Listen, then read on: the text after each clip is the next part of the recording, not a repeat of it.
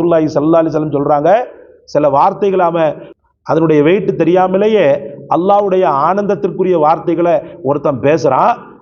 அதுல கிடைக்கக்கூடிய சவாபை தெரியாமையே பேசிய ஒருவன் ஆகிரத்துல பிரம்மாண்டமான நன்மைகளோடு படைத்தவன் இவனுக்காக காத்திருக்கக்கூடிய அந்த பேரின்பத்தை கண்டு ஆனந்த கண்ணீர் வடிப்பான்றாங்க. பிஸ்மில்லாஹிர் ரஹ்மானிர் ரஹீம். அன்பிற்கும் மிகுந்த மரியாதைக்கும் உரிய எல்லாம் வல்ல அல்லாஹ்வின் நல்லடியார்களே, ரப்புல் ஆலமீனுடைய திருப்தியையும் அவனுடைய ஆனந்தத்தையும் பெறுவதுதான் ஒரு மூமினுடைய தலையாய லட்சியமாக இருந்து கொண்டிருக்கிறது. பாரதூரமான காரியங்களாக இருந்தாலும் சரி, அல்லது சும்மா சாதாரணமான சின்ன காரியமாக இருந்தாலும் சரி, அல்லாஹ்வுடைய திருப்தி அதில் இருக்குது அப்படின்ற பட்சத்தில் ஒரு மூமின் எவ்வளோ பெரிய சூழ்நிலையாக இருந்தாலும் அதை சமாளித்து அந்த காரியத்தை போய் எப்படியாவது அடைஞ்சிடணும்னு சொல்லிட்டு நினைப்பான். அல்லாஹ்வை இதயத்தில் கொண்டவன் மட்டும். சும்மா ஆண்டவனை இதயத்திற்கு வெளியே வச்சவன் எல்லாம் பாரதூரமான காரியத்தையும் செய்ய மாட்டான், லேசான காரியத்தையும் செய்ய மாட்டான், ஏதோ எல்லாரும் செய்கிறாங்கன்ற மாதிரி செய்வான். இறைவனை உள்வாங்கியவன், ரப்பை காதலிப்பவன், அவன் மீது மிகுந்த பேராசை கொண்டவன் மட்டுமே ரப்புடைய அன்புக்கும் அவனுடைய நேசத்திற்கும் கட்டுப்பட்டு பாரதூரமான காரியங்களாக இருந்தாலும் அதை சாதாரணமாக நினைத்து கருதி அவன் என்ன செய்வான். ரப்புல் ஆலமீனும் லேசுப்பட்டவன் அல்ல, ரப்புல் ஆலமீனும் சாதாரணமானவன் அல்ல. ஒரு மூமியினுடைய அந்த வாய் வார்த்தைகளுக்கு அல்லாஹ் கொடுக்கக்கூடிய மதிப்பை நம்ம பார்க்குறோம். பெருமானார் ஸல்லல்லாஹு அலைஹி வஸல்லம் சொல்லக்கூடிய ஒரு ஹதீஸை நான் பார்க்குறேன். இன்னல் அப்த ல யதகல்லமு பில் கலிமத்தி மிர் ரிதுவானில்லாஹி தஆலா மா யுல்கி லஹா பாலன் யர்ஃபஉல்லாஹு மா யுல்கி லஹா பாலன் யர்ஃபஉல்லாஹு பிஹா தரஜாத்தின் அப்படின்னாங்க ரசூலுல்லாஹி ஸல்லல்லாஹு அலைஹி வஸல்லம். மாஷா அல்லாஹ், ரப்புடைய அந்த வெகுமதி எல்லாம் தெரியாமையே ரப்புல் ஆலமீன் இந்த பேச்சுக்கு இவ்வளோ பெரிய அந்தஸ்தையும் கண்ணியத்தையும் கொடுப்பான்னு தெரியாமையே ஒருத்தர் ஆண்டவன் மீதுள்ள காதலிலும் அன்பிலும் என்ன செய்கிறாருண்டா பேசுகிறார். மக்களுக்கு பயானாற்றினாலும் சரி, அல்லது மக்களுக்கு நசீகத்தை பண்ணாலும் சரி, அல்லது தன்னுடைய சம்பந்தப்பட்ட ஆட்களுக்கு யாருக்காவது ஒரு ஆளுக்கு உபதேசம் பண்ணாலும் சரி, அந்த பாரதூரமான நன்மைகளை கருத்தில் கொள்ளாமையே அவர் பேசுகிறார். அதன் காரணமாக அல்லாஹு அக்பர், அவனுடைய தரஜாத்துக்கள் அல்லாஹ் உயர்த்திடுறான். ஆகிரத்தில் அல்லாஹ்வை சந்திக்கும் போது, என் அடியானே, நீ எனக்காக இப்படியெல்லாம் பேசியிருக்கிறப்பா, நீ எனக்காக இப்படியெல்லாம் பண்ணியிருக்கிறப்பா, ரப்பே நான் எனக்கு அதை பற்றி தெரியாது, ஆனால் நான் பண்ணின உன் அன்பு இவ்வளோ பெருசாக எனக்கு கிடைக்குதே அப்படின்னு சொல்லிட்டு அந்த அடியான் கடந்து அழுவானான். அந்த மாதிரி ஒரு சூழ்நிலையில் அல்லாஹ் ரப்புல் ஆலமீனுக்காக சில விஷயங்களை காம்ப்ரமைஸே பண்ணக்கூடாது. அதில் ரொம்ப பிடிவாதமாக இருக்கணும். வாய் வார்த்தைகள், ரப்புல் ஆலமீனுடைய அன்பை பெறக்கூடிய வாய் வார்த்தைகள் என்னெல்லாம் இருக்கிறதோ அதை அனைத்தையுமே மக்களிடத்தில் விளம்பி கொண்டே இருக்கணும். நமக்கு ரொம்ப வேதனையான விஷயம் இந்த ஹஜ்ஜுடைய காலகட்டத்தில் நான் சொல்கிறேன். ஹஜ்ஜுக்கு போயிட்டு வந்துட்டா அந்த ஹஜ்ஜுடைய நல்ல பாசிட்டிவான விஷயங்களை மட்டும்தான் மக்கள்கிட்ட நீங்கள் விளம்பணும். ஏன்னா படைத்தவன் பாரதூரமான நன்மையை கொடுக்குறான் ஒரு ஹாஜிக்கு.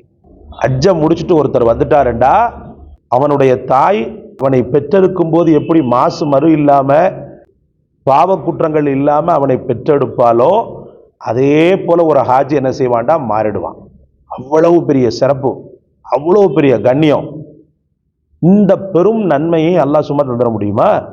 ஹஜ்ஜில் சில விஷயங்கள் கொஞ்சம் ஒரு சில இதுகள் கஷ்டம்தான் இருக்கும். அந்த கஷ்டங்களை அவன் சுமந்துட்டதுனால தான், கஷ்டங்களை ஏற்றுக்கொண்டதுனால தான் அல்லாஹ் பெரிய பிரம்மாண்டமான நன்மையை அள்ளி கொடுக்குறான். சும்மா ஒன்றும் இல்லை, அவ்வளோ பெரிய நன்மையை அல்லாஹ் கொடுக்கணும்னு சொன்னால் அந்த பேக்ரவுண்டில் பெரும் வலிகளும் வேதனைகளும் அவனை தாங்கியது, பெரும் வலிகளும் வேதனைகளும் அவனை தாக்கியது. அதை அவன் அல்லாஹ்வுக்காக மெண்டு முழுங்கினான். இதை விட்டுட்டு ஹஜ்ஜுக்கு போயிட்டு ஒரு ஆளை நம்ம பார்க்குறோம், ஆட்களை கூட்டி வச்சுக்கிட்டு ஒரு திகில் படம், ஒரு பேய் படத்தை எக்ஸ்பிளைன் பண்ணுற மாதிரியே, அப்படி போனேன், இப்படி ஆயிடுச்சு, என் மனைவி மக்களை என்னுடைய பிள்ளைய காணோம், தேடாத இடமில்லை, அப்படியா இப்படியா அப்படி இப்படின்னு சொல்லி அந்த எதிராளிகளுடைய உள்ளத்துல ஒரு பயத்தை உண்டு பண்ற மாதிரி பேசுறாரு. நீ இறைவனுடைய அன்புக்காக போனியா அல்லது டூருக்கு சுத்தி பார்க்கறதுக்காக போனியா? நீ இறைவனுடைய அன்புக்காக அவ்வளவு தூரம் பயணப்பட்டு போனியா, இல்லைன்னு சொன்னா சவுதி அரேபியாவை சுத்தி பார்க்கறதுக்கு போனியா? நான் கேட்கிறேன், அது தவறல்லவா? அது அல்லாஹ்வுடைய மெய்யன்பை உள்ளத்தில் தாங்கியவனுக்கு இந்த மாதிரி சின்ன சின்ன கஷ்டங்கள்லாம் கஷ்டமே கிடையாது. மக்களுடைய உள்ளத்துல இறைவனின் காதலை நீ உண்டு பண்ணுவியா? பயணப்பட்டா இவ்வளவு பெரிய பயங்கரங்கள் இருக்குதுன்னு சொல்லிட்டு அந்த பயணத்தின் மீது ஒரு வெறுப்பை உண்டு பண்ணுவியா? நான் கேட்கிறேன், தவறல்லவா அது? அன்பிற்குரியவர்களே, ஹஜ்ஜையும் உம்ராவையும் அல்லாஹ் யாருக்கு நசீபாக்கி இருக்கிறானோ அவங்க எல்லாம் பெரும் பாக்கியசாலி. அந்த பாக்கியசாலிகள் தனக்கு தரப்பட்ட அந்த மாபெரும் அந்தஸ்தை உணர்ந்து அந்த ஒரு ரூட்ல தான் அவங்க பயணப்படணும், அந்த ஒரு ரூட்ல தான் அவங்க பேசணும்.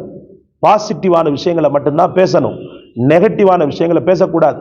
சாப்பாடு அப்படி இருந்துச்சு, சாப்பாடு இப்படி இருந்துச்சு. உங்களை கூட்டு போகக்கூடிய டிராவல்ஸ்ல உள்ள குறைகளை சொல்லுங்க. யாராவது ஒரு ஆள் கேட்கிறார், பர்டிகுலர் டிராவல்ஸுப்பா, நீ அங்கே தானே போன, நீ அந்த டிராவல்ஸில் தானே போன, எப்படி உபசரிப்பு இருக்குது, எப்படி கவனிப்பு இருக்குதுன்னு சொன்னால் உண்மையை சொல்லிடணும், அதில் மறைக்கக்கூடாது. எப்பா அதை நம்பி போவாத, அவன் இப்படிதான் ஏமாத்தி தேன் தடவன வார்த்தையெல்லாம் சொல்லி கூட்டு போனாங்க, ஆனால் பண்ணது இப்படி இப்படி பண்ணிட்டாங்கன்னு சொல்லி அவங்கள்ட்ட இருக்கக்கூடிய குறைகளை சொல்லி அந்த டிராவல்ஸுக்கு போக விடாமல் தடுக்கலாம். அதில் தப்பில்லை. ஏன்னா பாவம் அவங்களுடைய சுகம் அதில் பாதிக்கப்படுது, அவங்களுடைய காசு பணம் வேஸ்ட் ஆகுது, அவன் ஃப்ராடாக இருக்கிறான், அவங்க ஏமாந்துடக்கூடாதுன்ற நல்ல நோக்கத்தில் தனிப்பட்ட முறையில் சொல்லிக்கலாம், தப்பில்லை. அதை விட்டுட்டு ஹஜ்ஜில் இருக்கக்கூடிய அந்த கஷ்டங்களை எல்லாம் மக்கள்கிட்ட சொல்லி மக்களுடைய உள்ளத்தில் ஒரு பீதியை கிளப்புறது எப்படிப்பட்ட விளைவுகளை கொடுக்கும்? ஹஜ்ஜுக்கு போகணுன்ற எண்ணம் நிறைந்து காணப்படக்கூடியவனை நீ சொன்ன அந்த எக்ஸ்பிளைனு வற்ற செய்து விடும். ஹஜ்ஜுக்கு உம்ராக்கு போகுமே என்று சொல்லி லேசா துளிர் விடக்கூடிய ஆசை செடி துளிர் விட்டுச்சுன்னு சொன்னா, இவர் சொல்ற அந்த பேய்ப்பட கதை மாதிரி உள்ள அந்த எக்ஸ்பிளைன் துளிர் விட்ட செடியை வேரடி மண்ணோடு பிடுங்கி எரிஞ்சிடும். எவ்வளவு பெரிய பாவம் அது! அல்லாஹ்வுடைய அன்பை பெறணும்னு சொல்லி ரசூலுல்லாஹி ஸல்லல்லாஹு அலைஹி வஸல்லம் சொல்றாங்க. சில வார்த்தைகளாம அதனுடைய வெயிட் தெரியாமலேயே அல்லாஹ்வுடைய ஆனந்தத்திற்குரிய வார்த்தைகளை ஒருத்தன் பேசுறான். அதுல கிடைக்கக்கூடிய சவாபை தெரியாமையே பேசிய ஒருவன் ஆகிரத்துல பிரம்மாண்டமான நன்மைகளோடு படைத்தவன் இவனுக்காக காத்திருக்கக்கூடிய அந்த பேரின்பத்தை கண்டு ஆனந்த கண்ணீர் வடிப்பான்றாங்க. அப்படி இருக்கையில இந்த முட்டாள் அல்லாஹ்வுடைய பேரன்பை பெரும் கருணையை வற்ற செய்யக்கூடிய அளவுக்கு இவன் பேச்சு அல்லாஹ்வுடைய கோபத்தை உண்டு பண்ற மாதிரிலையா இருக்கு. அதுக்கு ரசூலுல்லாஹ் சொல்றாங்க, வார்த்தைகளை பேசி அதனுடைய பயங்கரமான தண்டனைகள் தெரியாம அந்த வார்த்தையை பிரயோகிச்சு அதன் காரணமாக பெரும் பாதிப்புகள் உள்ளாகி நாளை ஆகிரத்துல இந்த வார்த்தைகளுக்காக கடும் கோபம் கொண்ட நிலையில் அல்லாஹ்வை சந்திப்பாண்டாங்க ரசூலுல்லாஹி ஸல்லல்லாஹு அலைஹி வஸல்லம். அதனால தயவு செய்து நம்ம சொல்றோம், ரப்புடைய ஆனந்தத்தை மக்களுடைய உள்ளத்துல கிளந்தல செய்யக்கூடிய வார்த்தைகளை சொல்லு. அது பயானா இருக்கட்டும் அல்லது வேறு வகையான பேச்சா இருக்கட்டும், எதாக இருந்தாலும் சரி, நம்முடைய நோக்கம் முழுக்க முழுக்க அல்லாஹ், அவனுடைய ஆனந்தம், அவனுடைய பேரின்பம், அவனுடைய கருணை, அவனுடைய மிகச்சிறந்த கிருபை, அதுதான் நம்முடைய நோக்கமாக இருக்கணும் சகோதரர்களே. அதனால அந்த தவறுகள் அப்படி இருக்கிற பட்சத்துல மாறிக்கிறணும். சில பேரை பார்த்தீங்கன்னு சொன்னா, தொழுகை ஏன் தொழுகல, சின்ன பிள்ளை இருக்குது, ஒண்ணுக்கு இருந்து வைக்குது, எத்தனை தடவை தான் ட்ரெஸ்ஸை மாத்துறது, அதனால கொஞ்சம் வளர்ந்த உடனே தொழுகிறேன், அதனால அந்த குழந்தை கொஞ்சம் வளர்ந்த உடனே தொழுகிறேன். அல்லாஹ் அக்பர். உனக்கு அல்லாஹ் போட்ட பிச்சை உன் குழந்தை,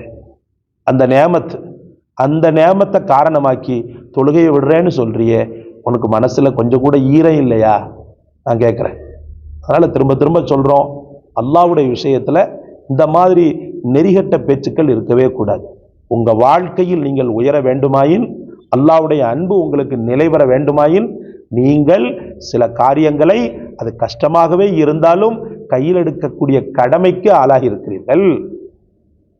ரப்புல் ஆலமீனுடைய அந்த அன்பை நீங்கள் பெற சாதாரணமான சின்ன சின்ன சின்ன சின்ன சின்ன நெருடல்களை எல்லாம் தூராக்கி விட்டு படைத்தவனை குறியாக நீங்கள் கொண்டு வாழ்ந்தீர்களேயானால், படைத்தவனை குறியாக கொண்டு நீங்கள் வாழ்ந்தீர்களேயானால் வாழ்க்கை முழுக்க வசந்தம் தான். இந்த முஹர்ரம் மாசத்துல இந்த சங்கல்பத்தை கையில் எடுங்கள், நிச்சய வெற்றி உங்களுக்கு. இந்த காணொளி உங்களுக்கு பிடிச்சிருக்கும்னு நினைக்கிறேன். லைக் பண்ணுங்க, ஷேர் பண்ணுங்க, சப்ஸ்கிரைப் பண்ணுங்க. எல்லாவற்றை விட மேலாக இந்த விஷயங்களை உங்களுக்கு சொல்லி தந்த எமக்காக துஆ செய்யுங்க. ஜஸாக்கல்லாஹ். அஸ்ஸலாமு அலைக்கும் வரஹ்மத்துல்லாஹ்.